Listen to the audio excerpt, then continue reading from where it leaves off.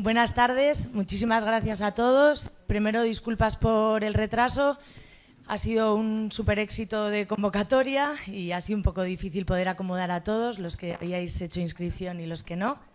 Esperamos que la jornada sea tan interesante como la expectación. Os agradecemos mucho que estéis aquí. Bueno, ahora ya me voy a sentar, si me permitís. Vale, os vamos a presentar esta jornada. El motivo de la jornada es los nuevos cambios normativos que hay en Francia respecto a los alquileres de inmuebles, los que ya había antes que muchos no tenemos presentes en el día a día, y también con las compraventas y el mantenimiento del patrimonio familiar, sucesiones, divorcios y demás.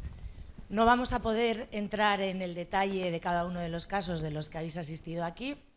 Lógicamente, tenéis un folio, va a abrirse al final de la jornada un espacio para preguntas.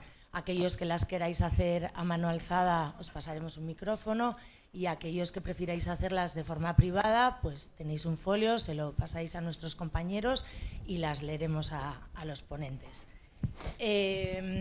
Bueno, ¿quiénes somos nosotros, no?, para venir aquí a hablar de todo esto? Nosotros somos un grupo de trabajo de profesionales que nos dedicamos al ámbito transfronterizo, todos hace bastantes años. Voy a presentar a cada uno de los ponentes, que quiero agradecer también que hayan venido. Empezando por mi derecha, tenemos a Manuel Herrero, que es notario en la localidad francesa de Cap Ferrer, que ha sido notario también en Bayona y que colabora con nosotras hace muchos años. A mi derecha, el más jovencito, Jon Altuna, que es gerente de Aterp Inmobiliaria, una inmobiliaria de Rentería con la que colaboramos estrechamente. A mi izquierda, Anthony Atoig, que es gerente de la inmobiliaria Orpi de Anglet, con quien también tenemos una relación muy estrecha hace muchos años. Un poquito más a mi izquierda, la última incorporación en colaboración con Pagoa, Arnaud Pierre, de la asesoría KPMG de San Juan de Luz. Y al fondo a la izquierda, y no por eso la menos importante, Isabel Albisu, bueno, toda una institución en lo que a inmobiliaria transfronteriza se refiere, con más de 30 años de experiencia y también gran colaboradora del despacho. Y yo, que soy Leire Gil, para los que no me conozcáis, porque veo un montón de caras no conocidas y eso me llena de orgullo, porque los que ya me conocen están hartos de escucharme, entonces está bien que venga gente que no me ha escuchado nunca. Que soy socia de Pagoa Consultoras, es una consultora de más de 14 años que viene de Milmugan Asesoras, que ha cambiado este año de imagen, de nombre, y que lleva 14 años intentando ayudar a los transfronterizos. Ayudar en todos los sentidos, pero sobre todo en estos temas que son tan peculiares, ¿no? Los transfronterizos tenemos, porque yo también soy transfronteriza, tenemos una peculiaridad, que somos muy poquitos y que tenemos una normativa inmensa alrededor que cumplir y que no tenemos muchas veces ni idea ni por dónde nos da el aire, porque nos dicen esto de este lado, el notario aquí me dice una cosa, el notario de allí me dice otra. Pero falta esta liaison, ¿no?, esta conexión, no de idioma, sino de cómo interpretar esta normativa en este país, esta otra en este otro. Y a esto es a lo que nos hemos dedicado, a intentar investigar y a intentar resolver, intentar llegar a todos aquellos que lo necesitan. Por eso organizamos estas jornadas de divulgación de forma gratuita para todos aquellos que tengáis interés y que sepáis que, bueno, aquí en una esquinita de la frontera existe un grupo de trabajo que sabe de esto, pero bueno, que no necesariamente tenemos que ser nosotros, que os informéis. Porque lo que vemos, lamentablemente, muchas veces es que la falta de información lo que conlleva es a desastres económicos y familiares. O sea, vemos dramas de verdad en los despachos, en las oficinas, nosotros más, bueno, con Manuel también hemos visto, podríamos poner infinitos ejemplos, pero bueno, no se trata de eso, se trata de intentar buscar soluciones y de intentar hoy daros una pequeña pincelada de cómo está a día de hoy el mercado y cómo vemos de aquí a unos años que lleva el mercado inmobiliario. A ver. Bueno, esta es una gráfica que, como la palabra dice, es bien gráfica de la evolución del precio metro cuadrado en Hendaya, desde el año 2011 hasta el día de hoy. Como podéis ver, la evolución ha sido más o menos estable desde el 2011 hasta el 2020 y en el 2020 despuntó, ¿vale? Y os preguntaréis, ¿y qué pasó en el 2020? Bueno, no creo que haya nadie en esta sala que no sepa lo que pasó en el 2020, ¿sí? La pandemia, pospandemia, mejor dicho, hizo que hubiese un interés desmesurado por las viviendas de la tipología que tenemos aquí en Hendaya, ¿no? Viviendas pues con jardín, en un entorno pues idílico, con playa, montaña. Hubo mucho interés, ha habido mucho interés sobre todo de franceses. Hendaya era un contexto donde casi la mitad de la población eran españoles que en su día habían trasladado su vivienda a Francia, y entonces pues el precio subió desde 3.800 euros metro cuadrado hasta 5.800 euros metro cuadrado. Esto, pues para el que ha vendido está muy bien. Para el que compró en el 2011 y ha vendido en el 2021, pues ha estado muy bien. Pero esto tiene unas consecuencias. Y las consecuencias es que se tensiona un mercado, ¿sí? Se tensiona un mercado porque hay mucha demanda y poca oferta. Y entonces no hay viviendas para aquellos que viven habitualmente aquí y que quieren alquilar. Muchas de las viviendas que además se han vendido en ese periodo han sido destinadas o que quieren ser destinadas al alquiler vacacional. ¿Sí? Entonces se ha convertido en una población turística donde el parque inmobiliario que hay está destinado al alquiler vacacional en una gran parte, a la inversión y al alquiler vacacional.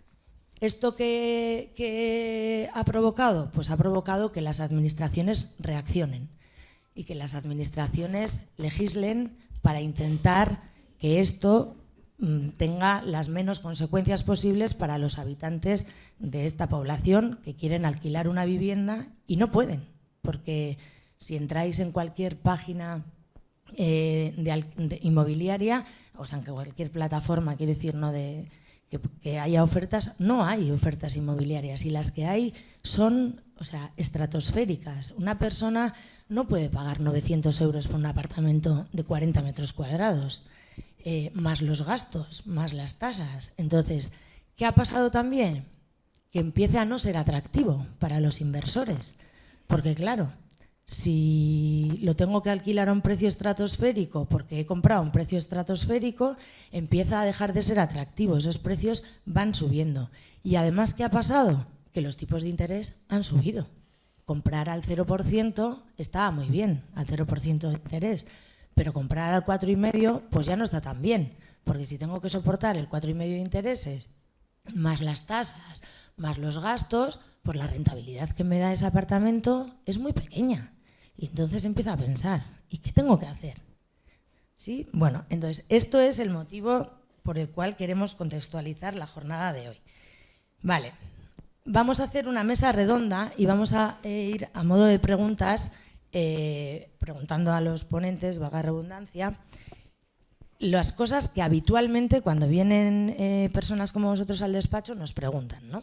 Entonces, vamos a imaginarnos que yo soy una familia, los López, por ejemplo, y que tengo un inmueble en Hendaya. Tengo un apartamento en la playa, precioso, con unas vistas maravillosas, y me estoy planteando alquilarlo, como algunos de los que estáis aquí hoy. Y entonces pues le pregunto a John, bueno, John, ¿qué tiene que tener un propietario de una vivienda en Francia en cuenta para poder alquilarlo? ¿Qué cosas tiene que tener en cuenta que a veces se nos escapan? Vale, a ver, no sé si me oís bien. Sí, bueno, antes de nada, arratsaldeon denei, espero que estéis todos bien. Y nada, bueno, decirnos que nos alegra mucho que estéis todos aquí. Esperamos que la información que os podamos dar pues os sea útil.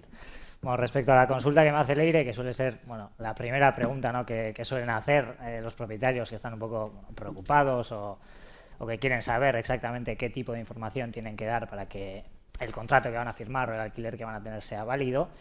Bueno, antes de nada deciros que me voy a centrar en viviendas, no voy a entrar en los diferentes tipos de alquiler, pues ya sea de un local comercial, de un terreno, bueno, hay un montón de tipos de alquileres.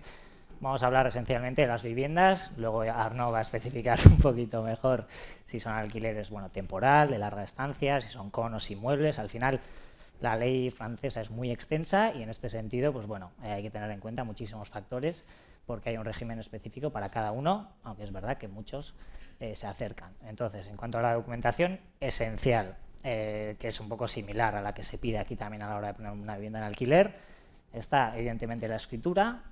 Nosotros como agencia o bueno, cualquier particular cuando alquila tiene que ser el propietario el que alquile. A ver, parece que os estoy diciendo algo totalmente evidente, pero no sería la primera vez que nos viene un heredero con 7 hermanos que nos dice que quiere alquilar él solo la vivienda y que como ya tiene el acuerdo verbal de los hermanos, pues que se encarga él. Pues bueno, eso evidentemente pues no es algo que se pueda hacer y nosotros como profesionales pues tenemos que recomendar que se haga todo legalmente y con el acuerdo de todo el mundo. Entonces, eso lo primero. Luego también se pide, pues bueno, lo que es equivalente al IBI, ¿no?, de este lado, pues sería la taxe foncière, bueno, equivalente más o menos, la taxe foncière se suele pedir también. Si os hace falta que pare y os vaya diciendo punto por punto, me comentáis, pero bueno, escrituras, taxe foncière. Luego, bueno, el tema del contrato, evidentemente la redacción del contrato es muy importante, hay unas cláusulas obligatorias que tiene que tener todo contrato en Francia, que en caso de no respetarlas, pues es un contrato que no es válido y eso puede llevar pues luego a indemnizaciones, pues a devoluciones de dineros porque no se han hecho las cosas bien. Entonces es esencial redactar un contrato bien, completo y en caso de que no se domine el idioma, pues con una traducción, ¿no? Eso es algo que también nos parece a todos lógico, pero es verdad que mucha gente no lo pide. Cuando vamos a firmar un contrato tenemos que ser conscientes de lo que estamos firmando. Ya nos cuesta a muchos, o sea, a mí mismo, a Manuel, quiero decir, cada palabra da lugar a miles de interpretaciones en nuestro propio idioma, entonces en un idioma que no controlamos puede ser aún peor. Entonces, bueno, esencial el tema de la traducción. Luego el tema del seguro también que hay que tener, seguro de hogar, seguro de inquilino que hay que pedir al inquilino. Y luego las particularidades como tal en Francia, yo diría que lo más diferente, sobre todo igual el tema de los diagnósticos, son los diagnósticos técnicos que hay en Francia. Aquí hay una figura en Francia que es el diagnostiqueur, bueno, diagnósticos técnicos, que es una especie de certificado energético que tendríamos de este lado, pero mucho más exhaustivo. Cuando digo exhaustivo, pues me refiero igual, perdón, ya me perdonaréis, sobre todo al tema de que se hace, aparte del tema energético que se hace a nivel español, un análisis más exhaustivo a nivel de, pues, por ejemplo, si la vivienda tiene plomo, la vivienda tiene termitas, la vivienda tiene exposición al ruido, que luego Manuel podrá explicar un poco más en detalle, pero bueno, es un informe que puede llegar a tener igual 150 páginas, por daros una idea. Entonces, si eso no se tiene, ya directamente no estamos cumpliendo con las obligaciones. Entonces, es ese punto que también habría que controlar. Luego, hay un folleto que se entrega a todos los inquilinos, perdón, con todos los derechos y obligaciones que tienen ellos también, ¿vale? Entonces, yo diría que esas son más o menos... Muy importante y una cosa que se da muy habitualmente, el tema que has dicho me parece vital, el tema del contrato y el idioma del contrato. En el país en el que está el inmueble tiene que ser en el idioma que esté el contrato y si no lo entendemos lo tendremos que traducir. Si una de las partes no lo entiende habrá que traducirlo. Pero no será la primera vez que nos hemos encontrado con contratos sujetos a la LAU, a la Ley de Arrendamientos Urbanos Española. Pero bueno, por favor. O sea, estos contratos también no será la primera vez que hemos ido al juzgado y el juez lo ha roto delante de las narices y ese propietario se queda sin ninguna garantía y ese inquilino, o sea, hay que iniciar un procedimiento primero para demostrar que está alquilada la vivienda. Entonces es muy importante cuando vamos a alquilar con seguridad, porque si no hay problemas, como en todo, pero el día que tenemos un problema, como no tengamos la seguridad que lo tenemos bien hecho, no vamos a ningún lado. Eso era un poquito, bueno, la idea esencial y luego también si se alquila con o sin muebles, el tema del inventario, que es importante también establecer con qué muebles se alquila, con qué mobiliario, y en Francia, pues bueno, todo eso hay que hacerlo de forma muy precisa para evitar futuros problemas, porque es verdad que bueno, nos llegan muchísimos casos, igual con un inventario que no se ha hecho, o un état de lieu, que es como un check-in que se suele hacer, por ejemplo, en los hoteles, o bueno, más en los campings, en los que te detallan el estado de la vivienda cuando tú entras. Una redacción de un contrato en Francia y una firma de un contrato de alquiler no es algo rápido, porque sí que es verdad que a veces los clientes se quejan porque tardamos mucho, pero un état de lieu, para que os hagáis una idea, es ir punto por la vivienda, viendo si la pared tiene manchas, si el estado del interior de las paredes es correcto. O sea, se hace un análisis minucioso de la vivienda para evitar que el día que se entregue haya cualquier debate sobre eso. Entonces, por eso hay que hacerlo con cautela, con muchísima prudencia, porque bueno, lo que se haga en ese momento es lo que va a determinar luego que no haya problemas a futuro. A modo de curiosidad, ¿qué pasa de octubre a marzo en Francia con los alquileres? De octubre a marzo. La intempérie. ¿La? Ah, vale, perdón, vale, perdón, no te había entendido. A ver, de octubre a marzo es un plazo en el que en Francia no se permite expulsar a ninguna persona. Entonces, no he entrado en esos detalles porque, bueno, igual tampoco os quiero aburrir en ese sentido, pero el régimen en Francia es extremadamente protector del inquilino, que esa queja, bueno, por parte de los propietarios, evidentemente, la tenemos mucho a nivel español también, pero bueno, está claro que si se analiza un poco la normativa francesa a nivel de alquileres, el inquilino está muy protegido. Aparte de eso, las asociaciones en Francia de protección de los inquilinos tienen un poder enorme, sobre todo en estas fechas que dices tú, en las que no se puede expulsar a ninguna persona en la vivienda, aunque se reúnan todos los criterios, que eso también muchas veces a la gente le puede llegar a chocar, pero aunque los criterios jurídicos estén y se dé todo para que una persona se expulse de la vivienda, hay ciertos factores que hacen que no se pueda hacer. Entonces, el régimen francés está muy, en desequilibrio y sobre todo a favor del inquilino. Por eso, antes de alquilar, pues hay que tener en cuenta todo eso y saber que nos exponemos a un riesgo, aunque vaya todo bien, nos exponemos a un riesgo de que la legislación proteja más al inquilino que al propietario. Gracias, John. Bueno, Arnaud, ¿y qué tipos de alquileres tenemos en Francia y cómo tributan? Buenas tardes a todos y todas y muchas gracias de escucharnos. Es muy impresionante, tanta gente. Voy a intentar no ser demasiado técnico como los contables. Hay dos maneras de alquilar. Tenéis lo que llamamos la locación nue, es desnuda, digamos, significa que lo alquiláis sin mueble, y la otra es el alquiler amueblado. Por una parte, siempre tenemos de cada uno, tenemos por base de forfete o base real.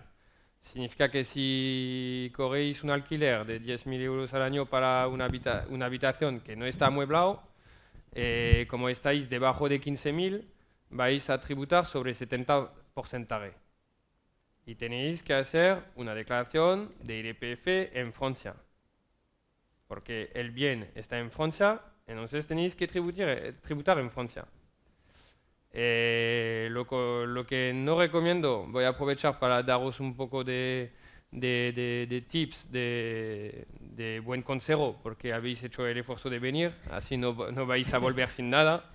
Por favor, si tenéis dinero en una empresa en España, no usáis ese dinero para comprar un inmueble en Francia. Porque entramos en lío, lo siento por la palabra, pero entramos mal primero. El contrato es muy importante, como ha dicho.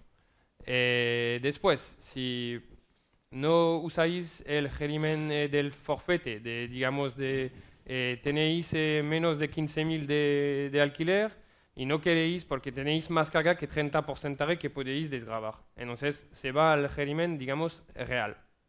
Cuando vamos al otro lado, que os he dicho que hay dos maneras, si pasamos a la manera de amueblar, primero os habéis dado cuenta, puede ser que ya estáis fuera de la ley, entre comillas, porque desde el 1 de marzo de 2023 tenéis que tener un número del ayuntamiento que os dice, puedes alquiler.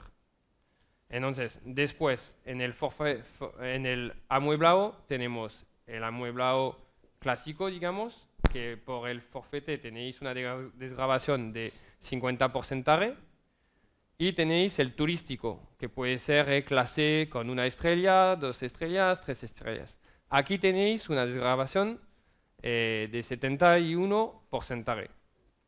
Y si estimáis, pero no estimáis vosotros, consultáis a profesional y entonces os dice, no, deja de la desgravación forfetaria y vete a lo real, entonces en este caso tenéis que hacer un balance. Y entonces ya llegamos con la posibilidad de amortizar.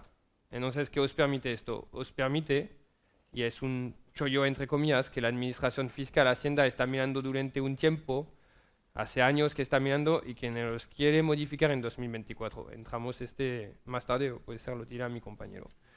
Entonces, lo que pasa es que al final de hoy en día hay manera de tener un piso, alquilarlo y estar tributando sobre una base de 0. Entonces, me da igual que Francia se vuelve loco al día de mañana y que os dice, vas a tributar el 100%. No soy muy bueno contable, pero 100% de 0 tenéis el resultado. Entonces, hay manera de ganar dinero sin tributar.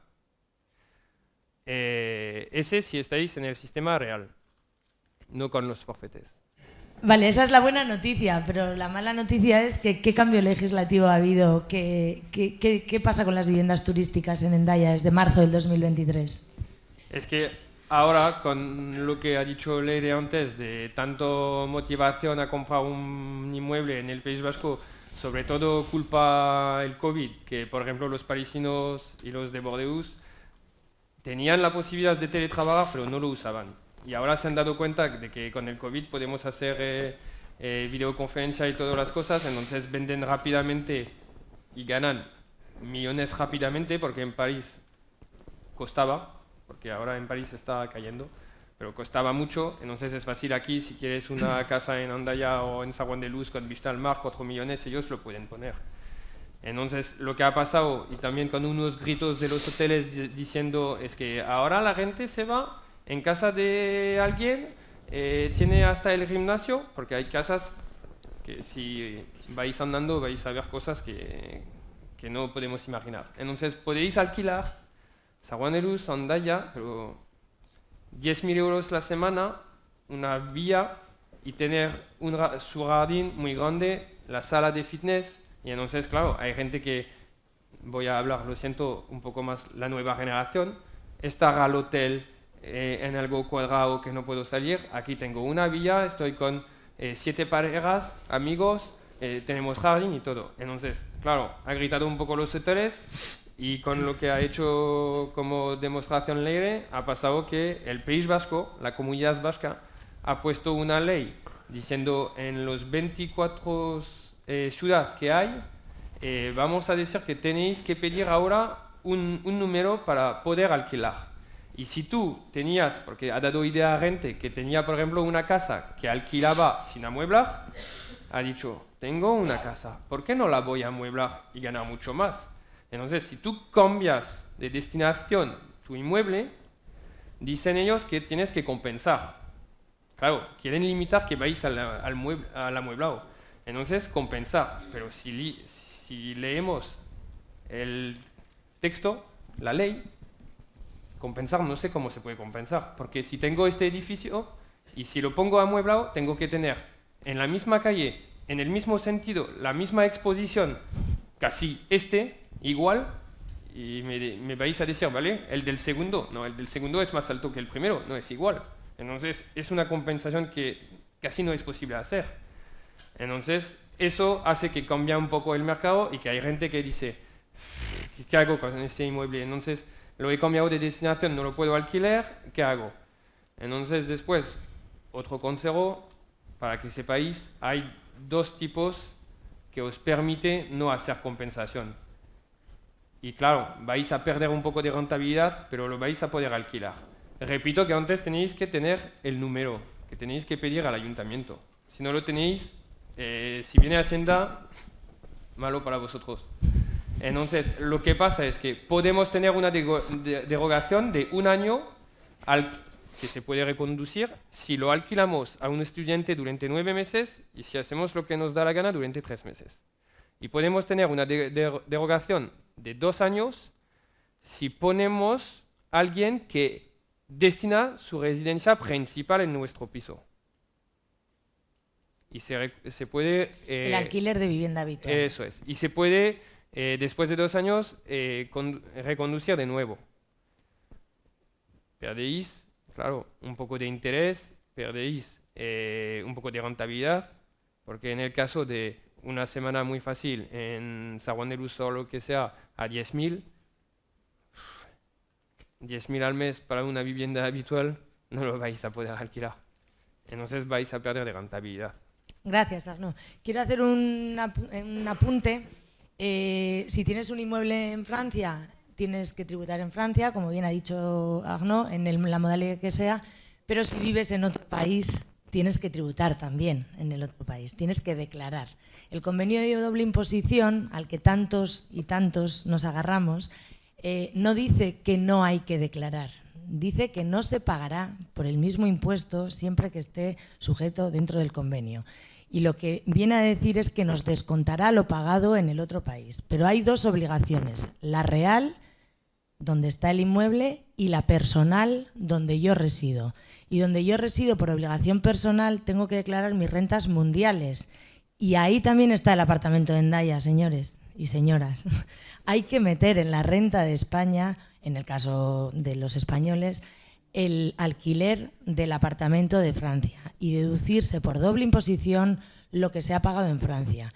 ¿Qué pasa con estos regímenes que ha explicado muy bien Arnaud? Que podemos tener un régimen muy beneficioso en el que pagamos 0, pero si vivimos en Irún no va a ser 0, porque nos van a aplicar legislación guipuzcoana y nos van a poner en la base del ahorro si es vivienda habitual o en la base del trabajo si es apartamento turístico, y vamos a tener que imputar esos ingresos y esos gastos según la legislación de donde nosotros residimos y nos descontaremos la parte que hemos pagado en Francia. Y esto se nos olvida o no lo sabemos.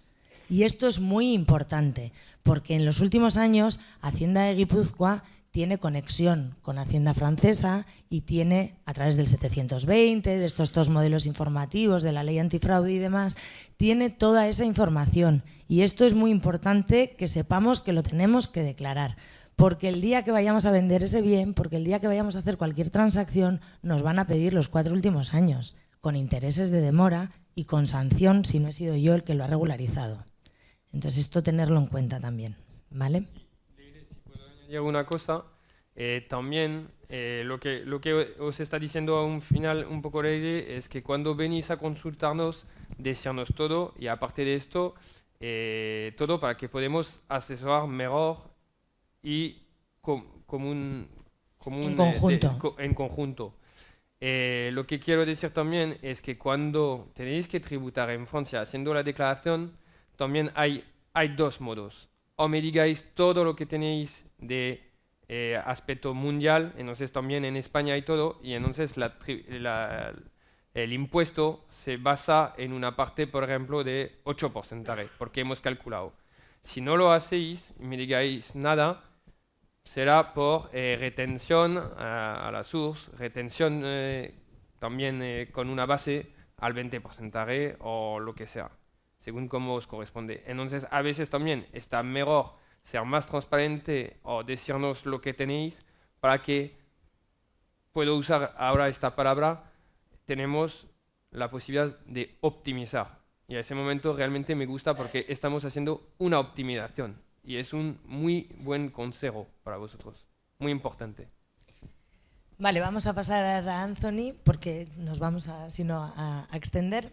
Vale, ¿cómo se enfoca el alquiler de una vivienda desde el punto de vista del asesor inmobiliario en Francia y de dónde nacen estas tensiones que están llevando las normativas tan restrictivas que nos afectan de cara a la inversión?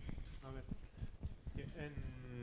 bueno, en Francia yo voy a hablar particularmente de la zona Anglet, Bayona hasta aquí.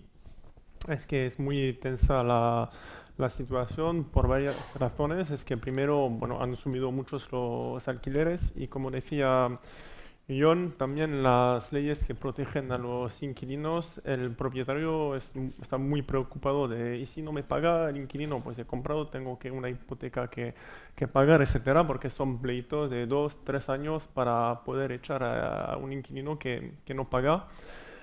Entonces, lo que se hace mucho cuando gestionamos los pisos de los alquileres es que el 90% de la gente quiere se llama un seguro de impagos de los alquileres. O sea, cuesta un 2,5% más o menos del alquiler y garantiza que si no paga el inquilino un mes, pues ya el seguro paga al propietario y se encarga él de hacer el pleito, pagar los gastos de abogados, etcétera, etcétera. Pero bueno, el seguro para coger este riesgo y para aceptar el dossier, sí, el expediente del inquilino, claro, estudia todo, impuestos, contrato de trabajo, ingresos, que tiene que ganar 3 veces el importe del alquiler y todo esto hace que muchos no acceden a poder entrar en la vivienda porque el propietario dice, no, yo sin el seguro que no me cubre no acepto este inquilino. Entonces, frente a todo esto, pues los políticos van votando leyes para hacer que la gente pueda acceder a los pisos. La primera fue en 2017, creo. Que cuando tenemos un piso alquilado, si se va el inquilino a alquilarlo otra vez después, no se puede, sí, en la zona nuestra que ha sido elegido como una zona tensa, no se puede subir el importe del alquiler. Si lleva 10 años alquilando 600 euros, se va mi inquilino, no puedo pasarlo a 750, 800 porque han subido mucho los precios y no se puede. Después la otra ley que se ha votado, que fue, sí, ahora sí, también esto es, como decía yo, los diagnósticos energéticos que son obligatorios para poder alquilar una vivienda. Si está clasificada en G, por ejemplo, la letra G, que significa que consume mucho energía para calentar, etcétera, ya no se puede, está prohibido alquilar la vivienda. Tiene que hacer la reforma para que pase en una letra mejor. Y en 2028 las letras F, E, F, tampoco se podrá alquilar, pero lo que nosotros vemos es que los propietarios no van a invertir de 30.000, 40.000 o 50.000 para reformar todo el piso, lo prefieren venderlo. Esto hace que hay todavía menos viviendas para alquiler. Bueno, luego lo de la vivienda turística también, esto ya lo han suprimido. Y ahora lo mejor que va a venir es que ya ha sido votado, pero vamos a ver cómo sale esta ley. Para 2025, plafondement de loyer van a hacer es que no solamente no se puede subir el alquiler si se va el inquilino, pero ahora nos van a decir, según la ciudad, según la zona dentro de esta ciudad, nos van a decir, bueno, el precio al que puedes alquilar es tanto el metro cuadrado y puedes, según si está muy bien el piso nuevo, reformado, etcétera, vas a poder subir un 20%, pero siempre tendrás que alquilar entre más 20 y menos 30%. No se puede y esto va, por ejemplo, ha sido votado en Burdeos, lo que ha pasado. Tengo un cliente que tenía un piso ahí, me ha contado que lo alquilaba a 1.400 euros, ha salido la ley y con los cálculos pasaba a 900 euros. Entonces su inquilino la ha llamado y le ha dicho, mira, si me voy no lo podrás alquilar más de 900 euros, entonces yo te propongo quedarme en el piso, pero me lo bajas a 1.100 euros. Y he dicho que sí, porque si no... Y esto va a salir el año que viene, no, sí, 2025. pero no se sabe todavía qué serán los precios, pero ha sido una reunión de la aglomeración y estaban diciendo, ya, es que el precio medio es de 10,6%, sí, pero lo que quieren hacer es, claro, es bajar los alquileres, así que esto ya no sabemos cómo, pero todo eso hace que poco a poco desaniman a la gente a poner en alquiler y ya veremos en 2025 qué va a salir. Sorprendentemente, legislaciones para fomentar el alquiler lo que consiguen es completamente lo Claro, contrario, que al ¿no? final sí. Desde luego a mí se me han quitado las ganas de alquilar. Los López no alquilan, ya. Así que la familia López ha decidido que se va a plantear vender la casa porque alquilarla no me ha convencido nada lo que me habéis contado. Entonces, Manuel, ¿qué nos puedes decir? ¿Qué tengo que hacer para vender la casa? ¿Cuál es el protocolo de compra-venta en Francia? Porque alquilar ya no la alquilo. Se me escucha bien, sí. Buenas tardes a todos. Bueno, pues va a parecer un poco extraño que voy a decir, porque mucho más fácil de todo lo que hemos comentado ahora, porque de lo que escuchamos, efectivamente, parece que en Francia ser propietario es algo bastante complicado y cada vez lo es más. También hay que tener en cuenta que nosotros lo vemos con el foco de la perspectiva de la zona esta local. Aquí tenemos un déficit de vivienda muy importante y eso, efectivamente, hace que estas normativas lleven a tener casi miedo de ser propietario. Entonces, si ese miedo me llega hasta el nivel de decidir de vender, explicaros un poquito cómo se desarrolla la compraventa en Francia.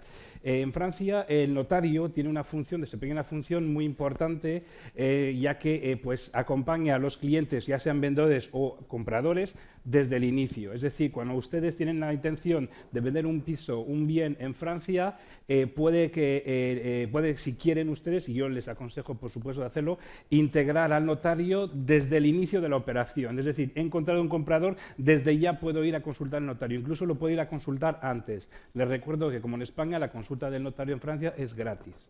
Cualquier notario de Francia les recibe con cita previa, eso es mucho mejor para poder atenderlos en buenas condiciones, es gratis. Entonces, informarse, porque lo que hemos comentado desde el inicio es que lo que importa es saber, informarse, tener el reflejo de saber antes de hacer, que es muchas veces, como hemos visto con Leila en la experiencia, hacemos y luego aprendemos lo que teníamos que haber hecho y ya no podemos volver para atrás. Entonces, en Francia el notario lo pueden contactar desde el inicio. Las compraventas en Francia se hacen principalmente entonces con la intervención del notario, puede que haya inmobiliarias que las hay a menudo, pero bueno, luego el notario puede participar en colaboración desde el inicio y luego todo se formaliza, todo se tramita desde la notaría. Desde el contrato inicial, que es el contrato que ustedes conocen aquí en España como el contrato de opción de compra o contrato de aras, en Francia pues se llama la promesse de vente.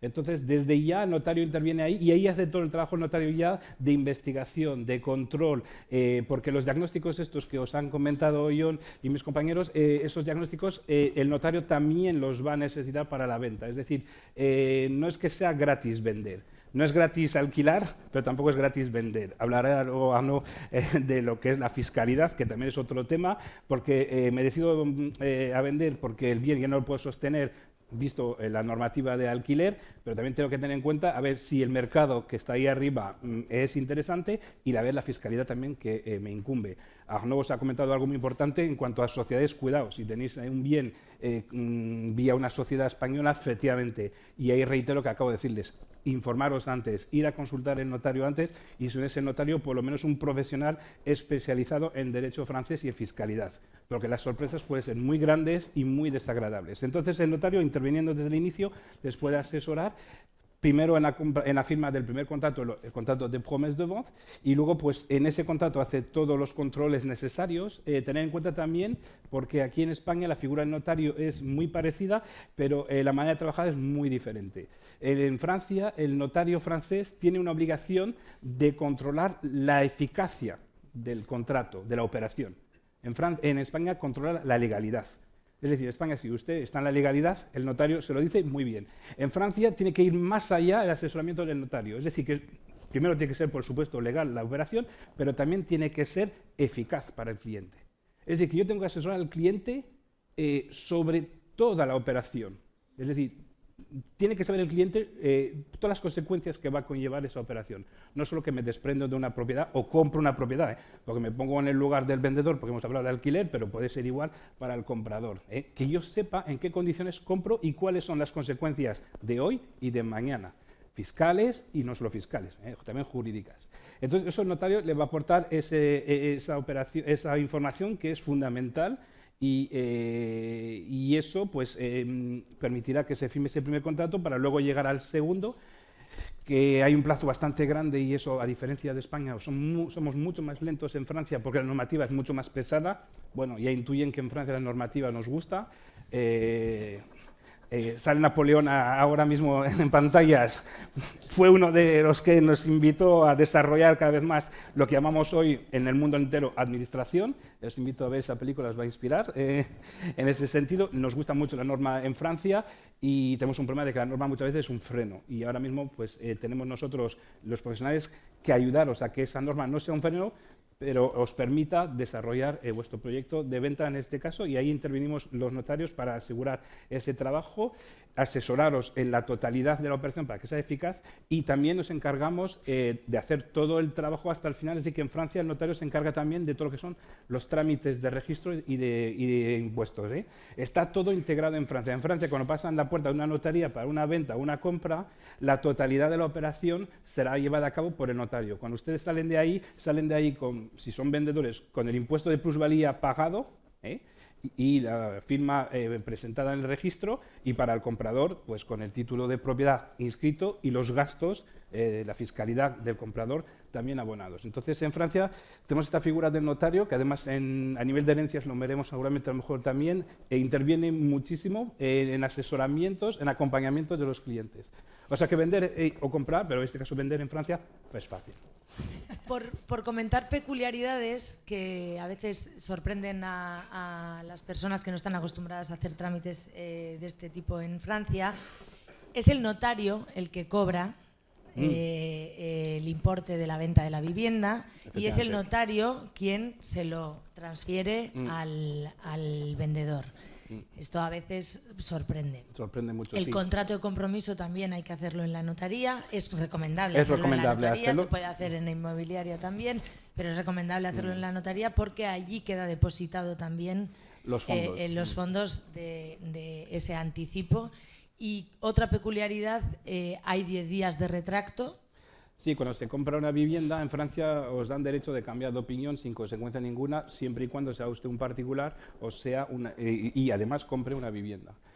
Y la condición suspensiva del préstamo, que es algo que Sí. no tenemos en España, que ahora se está haciendo. estilando a hacer, pero que en Francia es por ley. Sí, en Francia se vincula el préstamo a la compra, es decir, en caso de que no consiga el préstamo, pues quedó totalmente desvinculado de la compra-venta, sin ninguna consecuencia, y eso es la ley que lo impone. Es decir, no puede decir el vendedor, no, esto no lo quiero, no, la ley lo marca. Si usted compra y lo tiene que indicar al notario, por eso digo, desde el inicio comentárselo todo al notario, decir, pues tengo un préstamo, pues por lo tanto, en caso de que ese préstamo no se le conceda, y en estos momentos tenemos pues un periodo bastante complicado con las financiaciones y tenemos desgraciadamente bastantes casos de que los compradores no consiguen ese préstamo y entonces quedan desvinculados por el efecto de la condición suspensiva, que es una condición suspensiva legal. Y completar también en cuanto a la práctica que a diferencia de España puede haber dos notarios en una misma operación de compra-venta. Es decir, usted elige un notario de confianza como vendedor, pero el comprador, como además en España lo sabéis, en España es el notario del comprador,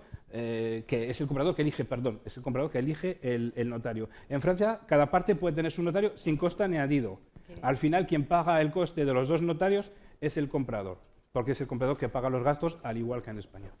Sí, eso es muy interesante. Sí, es una diferencia, además del dinero, efectivamente. Todos los fondos pasan por la notaría, es un banco estatal que tienen los notarios que utilizar, no pueden utilizar otro banco, y todos los fondos pasan por el notario. El comprador le da el dinero al notario y ese notario que paga al vendedor su precio, y ese notario que utiliza ese mismo dinero, por ejemplo, para pagar impuestos como plusvalía. De ahí precisamente esta condición suspensiva del préstamo, que es algo que nos lleva muy de cabeza muchas veces, y de ahí la importancia a veces de los asesores inmobiliarios, no agentes solo, ¿no? Del asesoramiento y del estudio previo que hay de esos posibles compradores, porque si yo tengo una casa en venta, firmo un compromiso, bueno, yo digo compromiso, que es la promesa de venta, compromiso de venta, y la duración media desde el compromiso hasta la venta definitiva viene a ser de 3 meses. La compraventa en Francia es larga. Entonces, en esos 3 meses hay un periodo de aproximadamente 2 meses donde tiene plazo el comprador para solicitar ese préstamo en las condiciones, que esto es una cosa como anécdota, en las condiciones que se leen delante de todos los asistentes a la firma que va a pedir el comprador. Es una cosa súper curiosa para nosotros que no estamos acostumbrados, ¿no? La hipoteca que la va a pedir por tanto importe, por tanto interés y tal, y tal, y tal. Y si no se cumplen esas condiciones mínimas, ese contrato queda completamente anulado, pero no como conocemos nosotros contrato de arras, que ya nos ha pasado alguna vez. Bueno, pero entonces me quedo con el dinero que me entregó. No. Se le devuelve. Y entonces empezamos a la casilla de salida otra vez. ¿Qué pasa? Pues que las viviendas se queman por el camino, porque es una vivienda que ha estado en venta, que vuelve a estar en venta, que va, que viene. Entonces es muy importante que si vais a poner una vivienda en venta, os aseguréis de contar con un profesional que haga toda esa investigación. Y muchas veces ese asesoramiento, a veces decimos, ¿no? Ahora mismo los compradores que pagan al contado son grandes compradores. Entonces pueden hacer grandes ofertas porque es una venta segura. Cuando es una venta sin préstamo solemos decir que es una venta, bueno, bastante segura y entonces va a ir adelante. Cuando es con préstamo, no, para el vendedor el compromiso es una venta definitiva, pero para el comprador no. Entonces, esto es un poco diferente a lo que nosotros estamos acostumbrados. Perdona, Manuel. No, pues muy bien. Estupendo. Vale, y entonces, ¿cómo tributaría la venta de este inmueble en Francia? Parece que voy a tener la mala figura, porque os he dicho antes que puede ser perdéis un poco de rentabilidad, pero algunos ganan también alquilando, y ahora os voy a hablar de fiscalidad, entonces parece ser que hablo de manera negativa. El malo. Como he entrado el último, así ya me pone la buena figura, entre comillas. No, es complicado para hablarlo porque depende de cómo lo tenéis. Si lo tenéis en sociedad, lo que podéis oír es sociedad civil y inmobiliaria. No, pero nos hemos extendido muchísimo. ¿Solo cómo tributa la vivienda habitual o la segunda residencia? Vale, porque si no, no vamos a llegar. La habitual, la residencia principal, cuando la vendéis, no hay impuesto. Y la segunda depende de cuánto tiempo lo tenéis. Y en Francia tenéis como 2 impuestos. Hay una parte que se exenta después de 22 años y otra, el IRPF, después de 30 años. Entonces, según cómo lo tenéis, podéis escaparos de la plusvalía después de 30 años. Y como ha dicho Manuel, que nos gusta mucho poner normativa, o que cuando vemos que hay un chollo, vamos a quitar la gracia, porque hay que tributar y hay que ganar dinero para el país. Entonces, en lo que os he dicho antes de los amueblados, no pagábamos mucho de plusvalía, porque la plusvalía se podía no reintegrar en la amortización. Pero para 2024-2025, como vemos que se tensa la cosa, quieren que lo reintegramos. Entonces, en este caso, ya subiremos y tendremos más plusvalía. Vale. Cuidado con no se paga a partir de 30 años. Porque tú eres el malo, pero yo soy peor. No se paga en Francia, ¿vale? Tengo una segunda residencia en Francia que tiene más de 30 años, la vendo y como me ha dicho el notario, que es muy majo, muy agradable y me explica todo y me hace todo, que no pago. Claro, pero el notario está en Francia, señores. Me ha dicho que no pago en Francia. Pero el notario no hace ese trabajo de liaison con aquellos que residimos al otro lado de la frontera. Y ahora tengo que tributar por esa ganancia patrimonial en mi renta en este lado. Vamos a poner Guipúzcoa.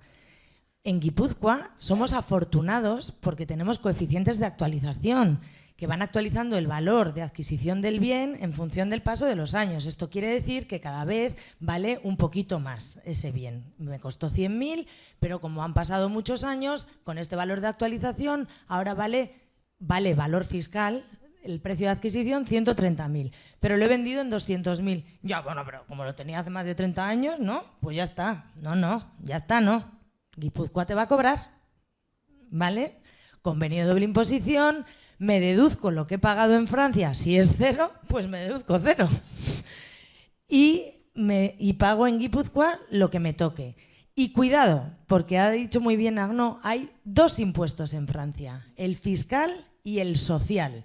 El social es el que está exento a partir de los 22, digo bien, al revés. Al revés. Que es un El social. 17,2%.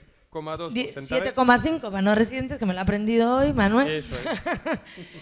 Sí, a ver, os digo, el fiscal es a partir de los 22 años exento y el social es a partir de los 30 años. El social es un impuesto que no me puedo deducir en la renta española, ni en Guipúzcoa, ni en el Estado, ni en ningún sitio. ¿Por qué? Porque el convenio habla de impuesto análogo.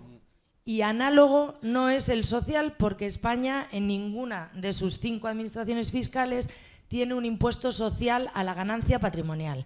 El impuesto social es del 17,2 para los cotizantes a la Seguridad Social en Francia o pensionistas franceses y del 7,5 para los no residentes. Eso es. Es un impuesto que se... 7,5, bien. Es que no se le acordaban nunca. Nunca. Siempre se olvida el 7,5, por eso. Le aplaudo porque... Me lo he tatuado esta mañana.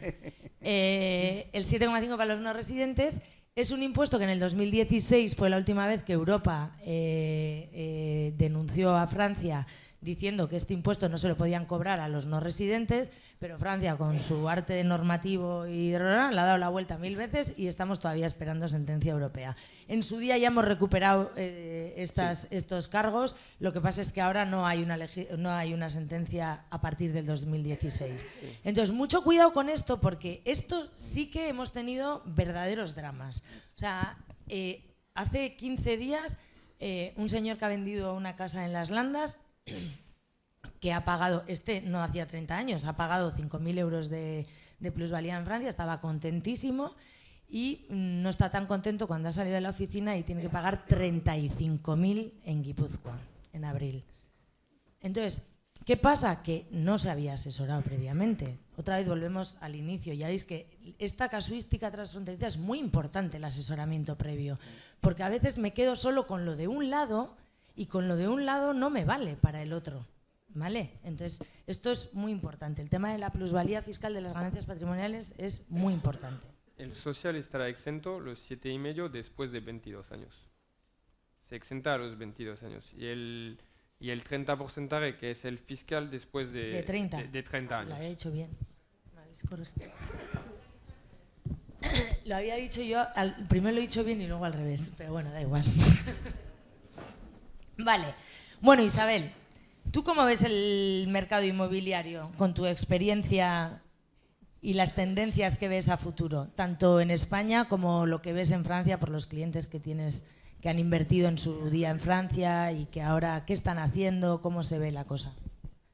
Bueno, yo creo que hasta ahora los clientes que he tenido, por ejemplo, en Francia, normalmente compraban porque querían vivir o querían disfrutar. Estos últimos años he visto que había unas subidas de precio increíbles y que parece que la gente quería solo sacar rentabilidad. Eso yo no lo he vivido así.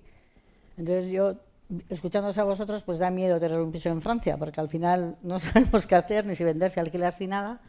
Pero yo, por ejemplo, soy residente francesa, soy rentería y llevo desde el 96, tengo una casa en Las Landas, tengo otra en Hendaya y bueno, y vivo tranquila. No tengo miedo, ni de vender ni de alquilar.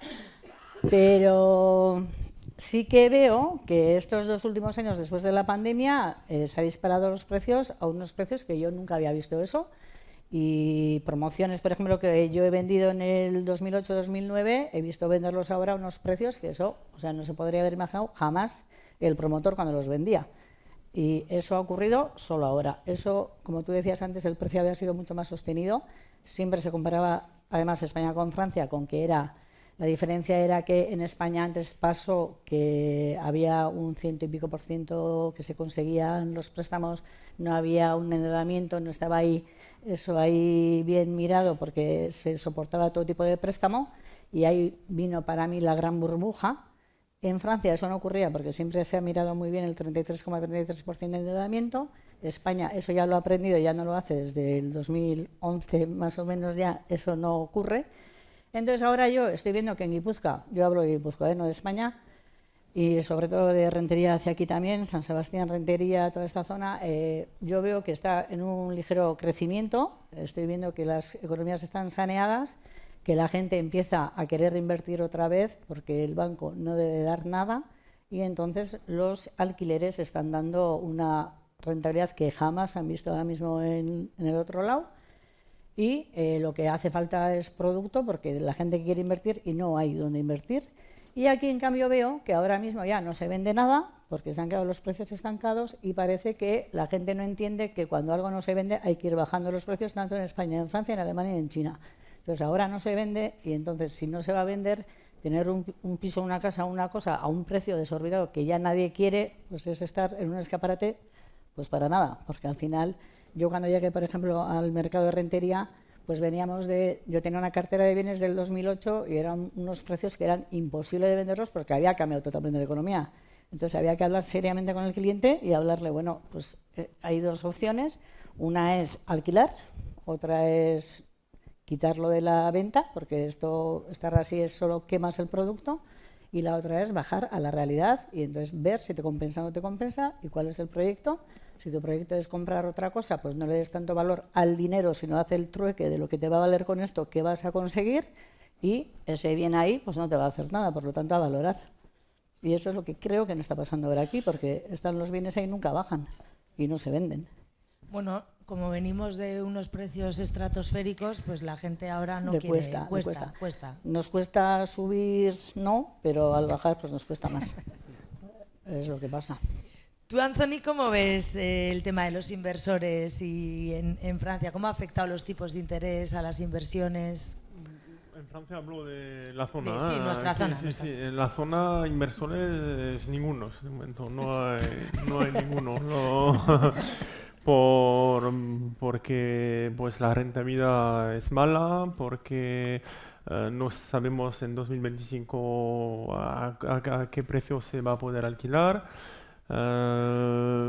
Así que la gente inversores no hay, y tampoco ahora hay para viviendas secundarias, mucho menos, porque teníamos a gente viviendo en París o donde sea, que compraba en Anglet, en Biarritz, cerca de la playa, para venir pues un mes y medio, poder aprovechar y al mismo tiempo poder alquilar un poco 2 semanas, 3 por ahí, para rentabilizar un poco los gastos. Y con esta nueva ley que ha salido, que ya impide alquilar de manera vacacional, pues se encuentran teniendo que pagar los gastos, y muchos municipios, esto lo puede decidir cada municipio, han decidido, porque han quitado la que se llama en Francia la taxe foncière, que sería un poco como el IBI, y la taxe de habitación, que esto pagaba el que vivía dentro de la vivienda. Han quitado la taxe de habitación para las viviendas habituales. Y muchos municipios han decidido... no han quitado la foncière, ¿no? La foncière no, la habitación. Perdón, la habitación. Y han decidido subir la habitación para las viviendas secundarias. Y, por ejemplo, tengo un cliente en Anglet que tiene un piso de 2 habitaciones, que ha recibido hace poco la taxa de habitación, 62 metros cuadrados, 3.000 euros, más la taxe foncière, 1.200, son 4.200 euros solo de impuestos para tener la vivienda. Y si yo vengo un mes, no lo puedo alquilar a la semana para rentabilizarlo, pero sí que tiene derecho a declararlo para pagar el IFI, el impuesto de la fortuna inmobiliaria, pero así pues yo lo voy a vender. Pero para ya las ventas se está complicando bastante, hay que bajar los precios. Bueno, estamos en un mercado que está tendiendo al cambio, ¿no? Las normativas, la subida estratosférica. Hemos puesto el gráfico de Hendaya, pero bueno, no ponemos el de San Juan de Luz, Biarritz, Bayona, porque se saldría la flecha. porque ha sido todavía más acentuado. Hendaya ha sido la última población que ha sufrido esto, porque Hendaya era la niña fea del departamento 64.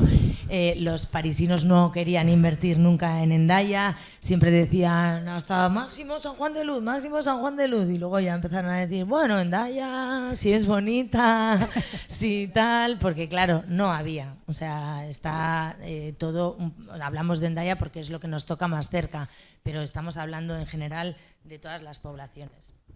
Pues nada, a los López también se les han quitado las ganas de vender. Los López han decidido que no alquilan y que no venden.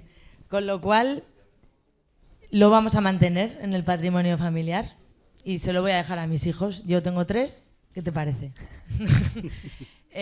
Pues que hereden mis hijos y que tengan un apartamentito en la playa maravilloso y que lo disfruten, ¿no? Un montón. ¿Qué pasa si se lo dejo a mis hijos? ¿Qué tengo que tener en cuenta? Vivo en Irún, los López viven en Irún y el apartamento en la playa han decidido que no lo alquilan y que no lo venden porque han salido de aquí, ¡buf! Que les han quitado las ganas. Bueno, pues me voy a reiterar lo que dije antes. Primero, asesorarse con tiempo, porque también con Leire hemos visto muchísimas experiencias de herencias no preparadas que han resultado ser unas catástrofes. Entonces me quedo con un bien y tengo la perspectiva de la herencia. Antes Antoni, y lo quiero resaltar, ha hablado de que mientras tanto hay un impuesto muy simpático en Francia, que lo conocéis también, aquí es impuesto sobre el patrimonio, en Francia es sobre patrimonio inmobiliario exclusivamente. Para que vean que en Francia, por lo menos en lo que es la dirección del país actual, lo inmobiliario no les gusta mucho, porque era un impuesto sobre patrimonio global y lo cambiaron a impuesto sobre patrimonio inmobiliario. Bueno, pues lo mantenemos. Si estamos por encima de un valor de 1.300.000, pues tendremos que declarar el impuesto sobre patrimonio, y si estamos por debajo lo mantenemos y para los hijos. Entonces, en caso de fallecimiento, tenemos que tener en cuenta una cosa muy importante, es que la ley que se aplicará a la herencia, para saber quiénes son los herederos, porque hay que separar dos cosas en cuanto a herencias. La parte del derecho civil, que me va a decir quiénes son los herederos, qué puedo poner en un testamento, si quiero favorecer a uno, a otro, o el cónyuge, esa es la parte civil. Y luego está la parte fiscal, son dos cosas totalmente diferentes. Os hablaré únicamente en este caso de la parte civil, que es de decir qué ley se va a aplicar a este inmueble cuando lo quiera transmitir, es decir, quién van a ser los herederos. Porque la pregunta es esa, y es que es mi mujer o mi marido, si se queda él o ella, ¿qué derechos va a tener sobre esa vivienda? Bueno, pues desde el 17 de agosto de 2015 tenemos un reglamento europeo que ha venido a decirnos que desde esa fecha, los que fallezcan que hayan fallecido desde esa fecha, tenemos una ley única que se va a aplicar a la totalidad de la herencia de esa persona. Y esa ley pues va a depender, si no se elige una ley que le voy a comentar ahora inmediatamente, va a ser la ley de la residencia habitual. Es decir, que se aplicará a todo el patrimonio mundial de una persona la ley civil de su residencia habitual. De ahí la importancia de saber a dónde uno reside, y más en España, que es un país con plurilegislación, efectivamente, donde tenemos pues unas normativas específicas a las comunidades autónomas, y eso es muy importante determinarlo, porque es esa ley que se aplicaría. Es decir, si los López viven aquí en Guipúzcoa, tienen un bien en Hendaya, fallecen hoy, entonces será la ley foral de Guipúzcoa que se aplicará para determinar quiénes son los herederos y para también anticipar qué testamento puede hacer a lo mejor un pacto sucesorio, que es algo que es una figura jurídica que existe aquí en la normativa guipuzcoana, que no existe en toda España y que tampoco existe en Francia. Bueno, que no existe, no, que está prohibida en el Código Civil. Sí, sí, y en Francia casi.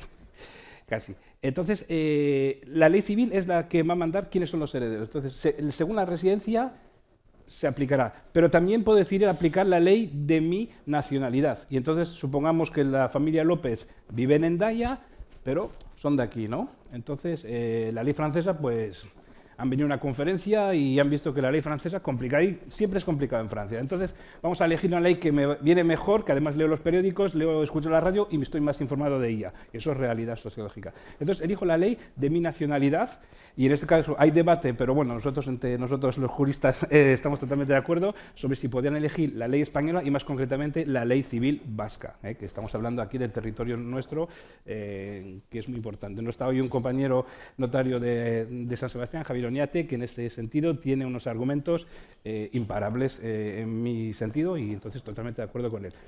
Entonces, si no se elige la ley, hay que saber qué ley se me aplicará a mi situación, y entonces tengo que saber que mi residencia mandará la ley que se aplicará a mi herencia. Entonces será esa ley que dirá quiénes son los herederos.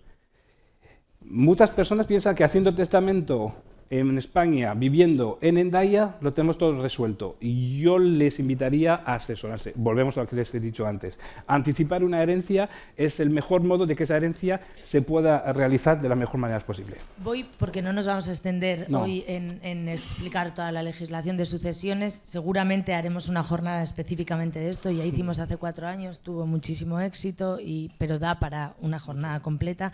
Pero voy a poner 2 anécdotas. Una, un matrimonio casado en segundas nupcias con un hijo que no es de ese matrimonio. No hacen testamento, residen en Hendaya, fallece el padre de ese hijo, que la cónyuge, mujer, perdón, y futura viuda, bueno, viuda ya porque haya fallecido, no es la madre, quiero por contextualizar y que nos entendamos, esa viuda no tiene derechos legales en Francia. ¿En Francia? Sí, como viuda tiene un derecho, pero... Sí, de usufructo, pero no tiene una parte. No, en este caso no tiene usufructo. El derecho a habitación. Tiene 2 cosas. Tiene un derecho de habitación de la vivienda siempre y cuando esté la vivienda habitual en Francia, y luego no tiene la opción que tiene el cónyuge cuando hay hijos comunes, que es una opción o del usufructo o del cuarto en plena propiedad. Ahí solo puede solo puede cobrar el cuarto en plena propiedad únicamente. Con lo cual no tiene el uso y disfrute de la vivienda habitual. Esto, en cambio, en el derecho del 5/2015, el derecho civil vasco, el cónyuge tiene el 50% y además el usufructo, el derecho de habitación, y además, si se hace un testamento, se le pueden dar unos derechos muchísimo más amplios, casi dejándole como comisario la totalidad del uso y disfrute.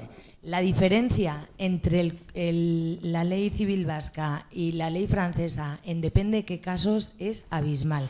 Abismal hasta el punto que nos hemos visto con hijos no comunes que han echado a los viudos de las viviendas. Y esto es real y lo hemos visto en nuestro despacho. Entonces, por eso insistimos tanto que no vale... para este señor y para esta señora no vale lo mismo. Esto no es café para todos. Cada formato de familia, y más hoy en día con los formatos de familia que tenemos, cada familia es diferente. Y otra anécdota que es de esta misma mañana, una señora que es clienta hace tiempo, muy mayor, que tiene mucha confianza con su notario español, ha hecho un testamento y ha dejado un dinero, una cuantía importante de dinero, 800.000 euros, a unos nietos, ¿no? Esta señora vive en Francia y entonces yo insisto en explicarle que esos fondos tributarán en Francia porque la tributación, he hablado, Manuel, de la ley civil aplicable, pero la tributación es la del país de residencia, no se puede elegir. Hay gente que viene diciéndonos, es que he hecho el testamento en Guipúzcoa y tributarán en Guipúzcoa, que es esta anécdota que os iba a contar. No. Esta señora se va a morir pensando que sus nietos van a recibir 400.000 euros cada uno y no van a tributar nada porque en Guipúzcoa los 400.000 primeros euros están exentos, y los pobres, ellos si son menores o sus padres, si son menores los padres, si no ellos si son mayores, van a tener que tributar por 300.000 euros al 20%. Nietos sí, igual que hijos, ¿no? No, más. Al 35. Más, porque son, has dicho... Nietos. Ah, nietos, sí. Nietos al 20%. Al 20%. Estamos hablando de 60.000 euros cada nieto. Pero como el notario de España, con el que tiene mucha confianza, le ha hablado de la legislación española sin tener en cuenta que en el testamento pone que vive en Francia. O sea, que no es que haya omitido ninguna información, pero a veces en vez de decir, oye, pues asesórate de esto, porque claro, fijaros la repercusión en una anécdota de esta misma mañana. O sea, es importante cada uno con lo que quiera hacer. Para mí, obligatorio testar para todo el mundo. O sea, si hay algo que me gustaría que os llevarais de esta jornada, es que es obligatorio que hagáis testamento todos. Pero cuanto más los transfronterizos, porque la repercusión que tiene es muy, muy, muy importante, tanto en la parte que vamos a heredar como en lo que vamos a tributar. ¿Vale? Nos hemos excedido de tiempo, tenía una pregunta común para todos, pero voy a dar, si me permitís, paso a las preguntas de los asistentes y si no, pues ya os hago la pregunta. Podéis hacer preguntas. Si alguien pasa el micrófono, por favor. Solamente saber si se puede vender un piso de Francia con inquilino. Sí, perfectamente. Se puede perfectamente. Simplemente hay que informar de ello al notario y, bueno, ante todo al comprador y luego al notario también, para que luego el notario notifique al inquilino el hecho de que se ha cambiado la titularidad de la propiedad. Pero no hay ningún problema. Y no tiene ningún derecho de compra preferencial el inquilino que ocupa el bien y que lo seguirá ocupando después de la compra-venta. Eso es muy importante porque a veces hay profesionales que se equivocan un poquito y se hacen un lío. Tiene un derecho preferencial cuando se le dice vete porque quiero vender esto libre y venderlo más caro. Pero si se vende con él dentro, no tiene derecho preferencial. Se queda dentro, se le dice al comprador que ese es el contrato que tiene que respetar y el notario le tiene que asesorar al comprador sobre los temas de ampliación del plazo de alquiler. Pero eso ya es entrar en detalles, simplemente asesorarse, pero es totalmente posible y sin ningún tipo de derecho de preferencia del inquilino. Sí. Ahora. Sí. Una pregunta yo creo que bastante sencilla. Lo que pasa es que al final me he liado un poco con esto, ya sabéis, orden más contraorden, desorden, que es lo único que aprendí en la mili. Y es, al final, de los dos tributos sobre una hipotética venta de una vivienda en Francia, una era un tributo fiscal y el otro un tributo social, no me ha quedado claro cuál es el que queda exento a los 22 años, cuál a los 30 y cuál tributa a qué porcentaje en cada caso. Me he liado un poco, ya no estoy seguro de nada. El que ya no tributa a partir de 22 años es el impuesto sobre la renta, que es la real plusvalía, el real impuesto de plusvalía, 22 años, y es un impuesto de un importe de 19%. El resto, que va hasta 36,2, el total es 36,2. Es decir, en una compraventa, cuando se hace plusvalía, son 36,2% del precio de venta que va a tributar. Esos 36,2 están 19% de plusvalía, que es la que a partir de 22 años ya no tributa, y el resto, el impuesto, que es el impuesto social, es el que queda exento a partir de los 30 años, es decir, que hay que esperar. Sí, sí. Cada vez que vamos subiendo de un año, se va desgravando algo más. Por eso, la desgravación 100% es 30 años. En Francia siempre todo es fácil. Tenemos dos desgravaciones, porque también desgrava el de 19, también se desgrava con el tiempo, salvo que la desgravación es mayor porque a 22 nos paramos y el otro sigue hasta 30. No le explico cómo hemos llegado a esto, porque es política. Política y comunicación, se hizo Monsieur Hollande. Se desgrava la cuota y en España aumenta la base, entonces es diferente cálculo. Pero es que hay que diferenciar si vivienda secundaria o vivienda habitual. Claro, mira. No, esto es para la vivienda secundaria, porque ya hemos dicho que la vivienda habitual está exenta, pero mucho cuidado, porque la vivienda habitual está exenta, pero tendrás que tener muy controlado cuándo la vendes, porque que esté exenta en Francia otra vez no quiere decir que esté exenta en Guipúzcoa, ¿vale? La venta de la vivienda habitual en Guipúzcoa está exenta siempre que se cumplan una serie de requisitos, que haya sido tu vivienda habitual los 3 últimos años y que se reinvierta en otra vivienda habitual. Entonces, si tú vendes la vivienda habitual, y este caso pasa mucho, vendes la vivienda habitual en febrero, te cambias la residencia a Guipúzcoa, en febrero pasas más de 183 días en Guipúzcoa, ese año tendrás que declarar en Guipúzcoa la venta de la vivienda habitual de Francia y podrá tributar si no reinviertes. Entonces, la venta de la vivienda habitual está exenta en Francia, ¿vale? Pero no en Guipúzcoa si te cambias la residencia o en España. y también está exenta, pero cuidado porque yo tengo clientes que me dicen, vale, ahora quiero vender, me voy a poner 6 meses de residencia principal y vendo. Impuestos en Francia no son tan tontos. Hay unos años, hay un poco de tiempo, no es mañana me pongo aquí residencia principal y entonces ya no pago. Hay que tener un poco de, Sí, puede haber control. de tiempo. Es por eso que yo vuelvo a lo que ha dicho Manuel. Informarse es el objetivo de hoy y sobre todo que la persona que os aconseja juega lo que nosotros jugamos muy bien, que lo estáis viendo, es la interprofesionalidad. Que si yo estoy aquí, puede ser que cuando yo os aconsejo tiene que estar Leire presente porque hace vuestra declaración en Francia y en España. Y puede ser que Manuel tiene que estar aquí porque hay un sistema detrás de sucesión o lo que sea. Entonces, el mejor profesional de hoy en día es el que está abierto a compartir un poco sus clientes, en este caso, compartir la visión, compartir profesionalmente, abrirse con gente, porque con 4 ojos es mejor que con 2 y siempre hay un lado fiscal, como habéis visto, jurídico y también aquí estáis en 2 fiscal por mínimo, porque vivís en Francia y tenéis aquí algo en España o al revés. Entonces, el transfronterizo a nosotros nos gusta mucho, pero es muy específico. Una cosa, recordar, porque como Leire hace las declaraciones de este lado, aquí el Service d'Impôt de España tampoco son tontos. Eso.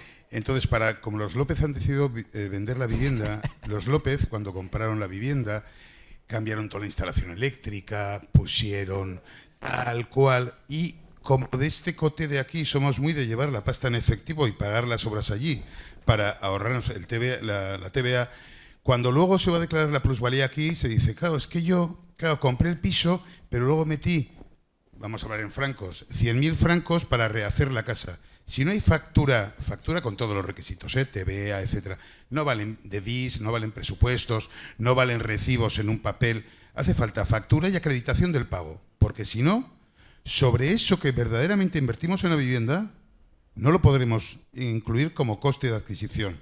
Y entonces, bueno, ya vienen, como es el crujir y rechinar de dientes. Pues eso, que es importante que todos los López que la vayan a vender empiecen a tirar de archivos y a buscar facturas.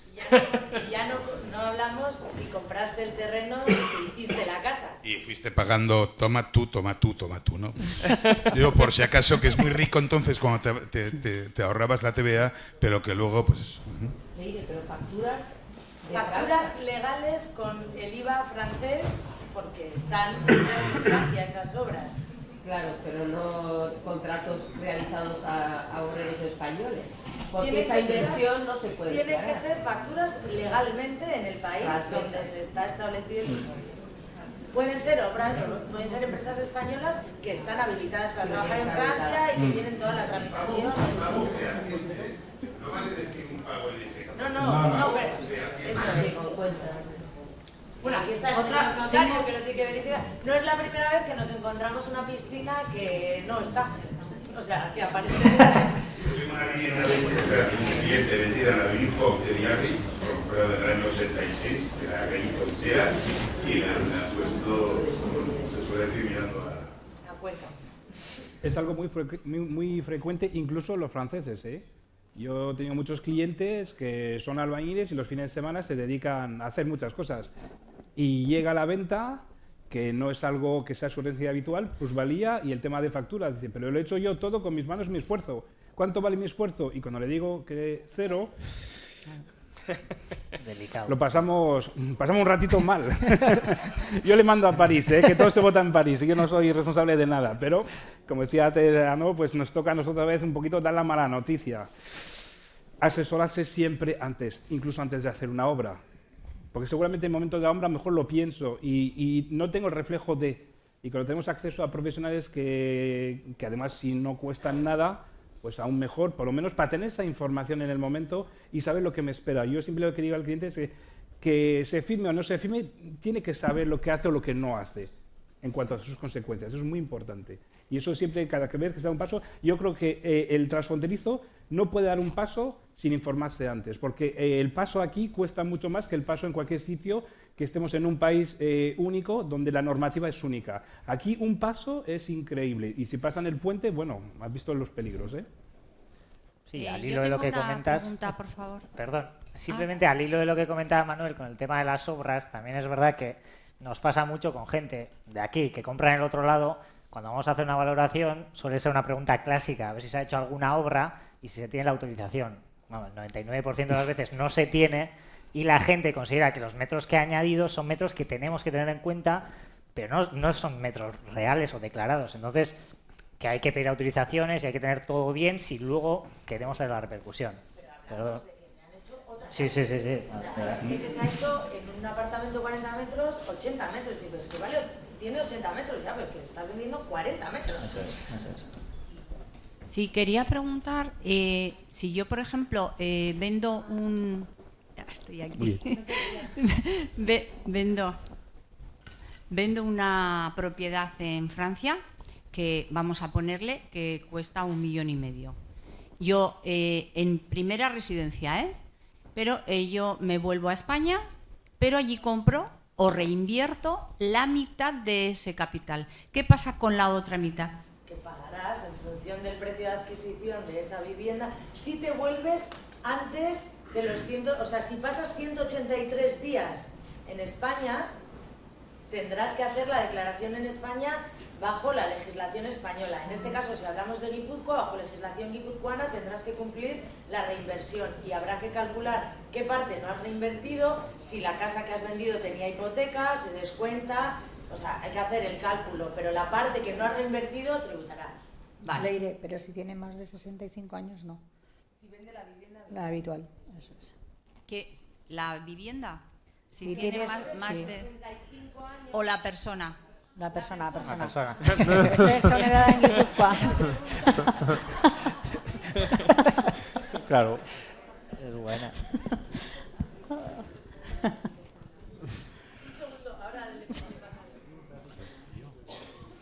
Yo quería hacer una pregunta sobre el tema de las herencias.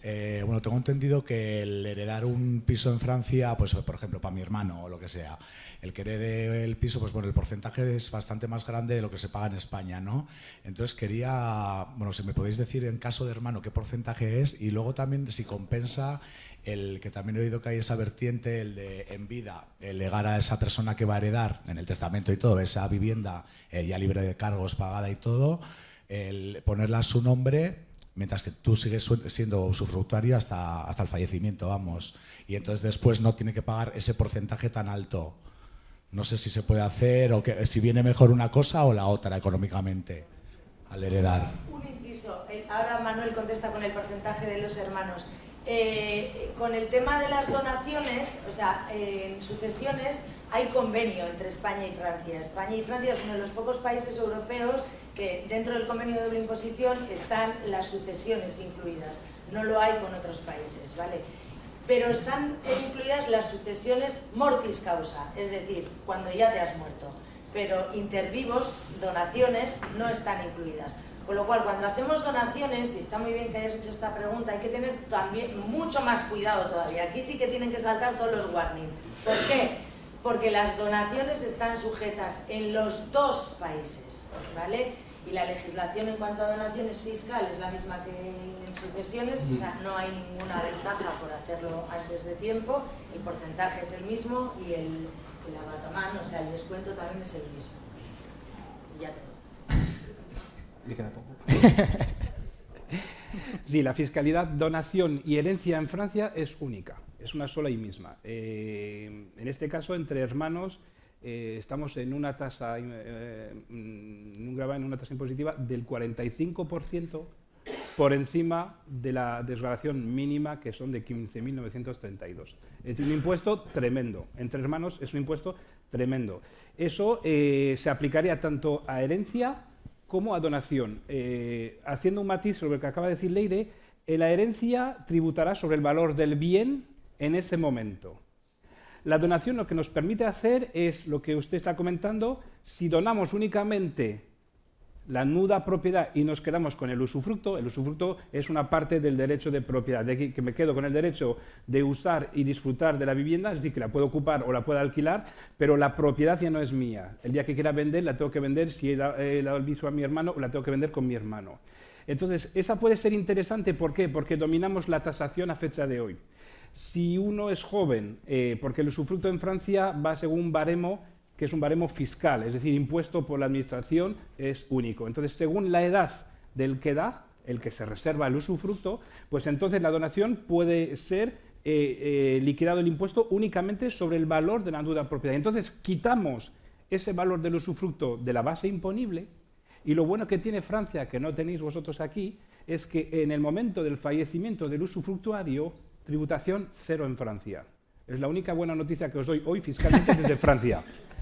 Que no la tenéis aquí, ¿eh? Es decir, que en Francia se extingue el usufructo por fallecimiento, la transmisión de valor que se supone hay según la normativa española, en Francia no tributa, a fecha de hoy. Siempre termino mis palabras de fiscalidad a fecha de hoy.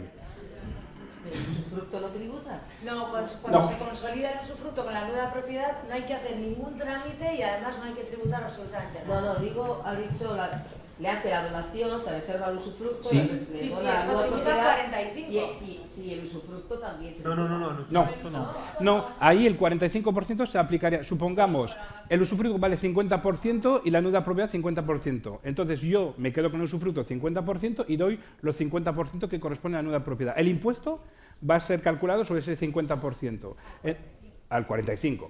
Pero deduciendo más de la mitad del valor del bien. Entonces lo que vamos a hacer es simplemente hacer números. A ver, en caso de fallecimiento hoy, ¿cuánto costaría la herencia? En caso de donación, esto. Siempre y cuando tenemos semejantes valores entre donación y herencia, y eso es imposible saber. Es imposible saber cuando uno muere y cuánto valdrá el piso en el momento del fallecimiento. Porque puede resultar muy interesante hacer la donación hoy. Bueno, el que haya hecho donación en 2011... y fallezca la persona en el hoy, pues pueden ver que los precios han subido de manera tremenda. Entonces, el beneficio fiscal es total. Pero también puede ser al revés. Hasta la vista no hemos tenido esa situación. Pero bueno, alguien que done hoy y que bajen los precios a un nivel un poquito más razonables, puede ocurrir. Hay que hacer números, pero la donación con reserva de usufructo se practica muchísimo en Francia. Es de lo poco que nos queda para poder transmitir a coste fiscal algo reducido, no cero.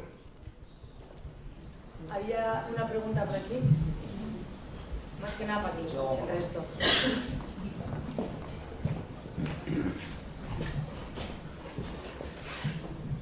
Hola, que en mi caso yo vivo en San Sebastián y tengo una casa en Antalla. Tengo hecho un testamento en España, entonces en caso de herencia, ¿cómo funciona? O sea, pues mis herederos del testamento español heredan también la propiedad de Francia. Correcto. ¿Y dónde cotizan? El inmueble tributará en Francia, porque hay convenio, como he dicho, a nivel de sucesiones entre Francia y España, y los inmuebles tributan en el país donde se encuentran. Con lo cual, a ese 45 si hereda su hermana, o al 20 si heredan sus hijos, hay que ver... Mis herederos cotizarían en Francia. Por el bien de Francia, únicamente solo en Francia. Se saca de la base imponible del impuesto de España y tributa solo en Francia. Al tipo impositivo francés. ¿Y los hijos cuánto pagan? 20% por encima de 100.000 euros cada hijo. Hasta 550 euros. Sí, según el valor. Sí, supongo que... Que si heredan la casa del 1.000.000 de euros, van a tributar más. Un poquito más alto. Para cada uno tiene una desgravación personal de 100.000 euros, cada heredero, hijos, descendiente, y por cada padre, efectivamente. Si no son hijos, la desgravación es diferente. Por ejemplo, la desgravación de hermanos es de 15.932. Hay una cosa importante, el cónyuge no tributa nada en Francia. Es decir, hago testamento, le lego todo mi patrimonio inmobiliario francés a mi esposa, a mi viuda o a mi viudo, no tributa nada. Por eso es muy importante preparar las herencias, porque a lo mejor lo de Francia me interesa que vaya a mi mujer, pero luego también hay que analizar cuando fallezca la mujer o cuando fallezca el hombre. Siempre hablo que el hombre fallece antes porque por estadísticas pues nos vamos antes. Y eso que nos cuidan bien. ¿Más preguntas? Sí, yo tendría una. A ver, un poquito. Nos habéis hablado un poco de los temas de alquileres de los pisos vacíos o los pisos con muebles. Y nos habéis hablado también de los turísticos. Pero no habéis tocado nada del tema del baile comercial, el alquiler comercial. No, es que no da para todo. Entonces, no hemos hablado de los alquileres. Hemos dicho al principio... Y así en rasgos general tocar el tema es muy extenso. Ya lo siento. Eso lo que sí hay que hacer es asesorarse muy bien sobre ese tema. Bueno, pues coger cita con Sí, vosotros sí, para comentarlo. Si está hecho, ya está hecho, pero sobre todo si se piensa hacer una operación de ese tipo, cuidado, porque lo venden muy bien, pero no os cuentan lo que pasa después. Ya, en eso estamos. Eso lo vemos a diario. Y además, cada operación tiene que ser analizada. Es decir, lo que le podamos decir ahora puede ser totalmente contrario a lo que tiene firmado, porque los contratos están redactados de manera muy diferente, se está moviendo mucho. Además, hay jurisprudencia muy reciente de este tema y eso hay que mirar realmente el expediente, hacer un focus sobre el expediente, mirar concretamente, es totalmente personalizado. Si no, se va a decir muchas cosas sin interés porque seguramente no se ha adaptado a lo que sea la operación concreta. Vale, gracias. Y el señor también antes que ya... ¿No? ¿Y no? ¿No? Hola. Volviendo al tema de los alquileres, me gustaría saber si se puede alquilar una parte de la vivienda principal, pero no en la modalidad turística, sino las otras modalidades que contempla la ley, o piso amueblado o sin amueblar. Cuando se alquila una habitación. Una villa que tiene una parte anexionada que es un apartamento completo. Entramos en más detalle también, como hemos dicho, pero si hablamos de una habitación es un caso también de exento, que no entra en lo de amueblado y todas esas cosas, porque al final tiene una habitación pero no tiene derecho a cocina y todo el resto. También... Aquí para mí, aquí hay que ver cada caso concreto, pero si está... Si tiene una referencia catastral diferente, los contadores... Sí. Creo que está hablando con la misma... Sí, pero lo que se dice en la ley al final es que si la persona que te alquila puede aprovechar de todo sin entrar, por ejemplo, por la casa a ir a la cocina, entonces si es algo anexo, será como amueblado. Porque él puede hacer como yo ahora, no sé, vivo ahí, vive como yo al final, porque tiene todos los servicios. Pero si yo, por ejemplo, estoy con mi residencia principal y la alquilo menos de 120 días, tengo caso de exento. Y si tengo 3 habitaciones y doy una, también es exento. Pero si tengo 3 habitaciones y he hecho un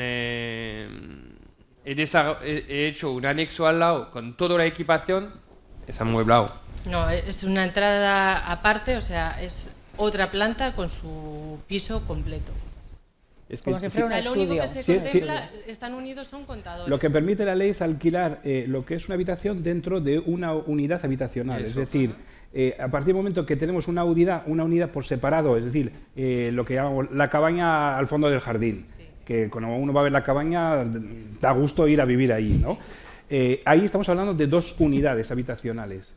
Y eso incluso había que declararlo también a Hacienda, no solo por el alquiler, sino también por lo que antes era la tax de habitación y la tax foncière, porque se supone que ahí hay 2 viviendas independientes. Y además lo vas a ver a Hacienda cuando se declaren las rentas, aunque sea la misma vivienda. Lo que sí se tolera es que en la misma casa, en la misma unidad, se pueda alquilar una habitación ahí dentro, donde no tenga efectivamente acceso a unos servicios comunes, donde no se tenga acceso a unos servicios que sean exclusivos, sino que sean comunes a toda vivienda. Es decir, le alquilo una habitación y va a utilizar la misma cocina que yo, el inquilino, y va a utilizar pues mi baño, etcétera, etcétera.